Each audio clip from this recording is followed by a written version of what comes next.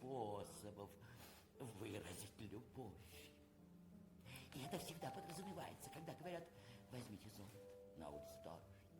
Или возвращайтесь поскорее.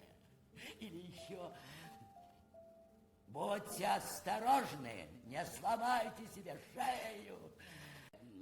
Невропатологом оказалась такая какая-то восточная женщина с усами, с такими лиловыми губами.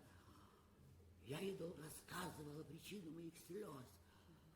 Она слушала, потом говорит так: не спит, любила друга, обида ему, плачет она, сношений не было. И написала мне диагноз: психопатка.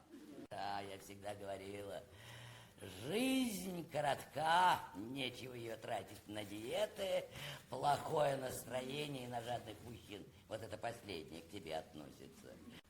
А ты что, купила к обеду? Ой, да было купила. А к обеду? Ой, вам не надо есть, вы лучше в ванной купайтесь. Вы очень полная. А вы мне нравитесь все больше и больше. Подумаешь, жена.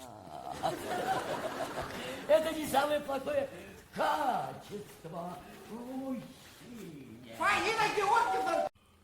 Я прекрасно понимаю, как теперь любят выражаться.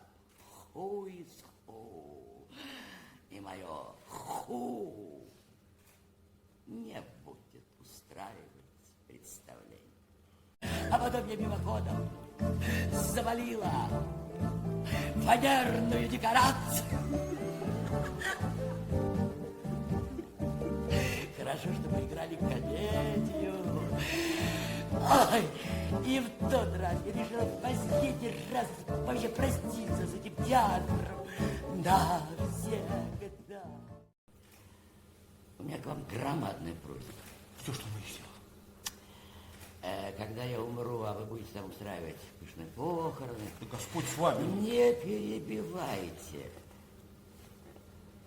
Пожалуйста, напишите на моем памятнике: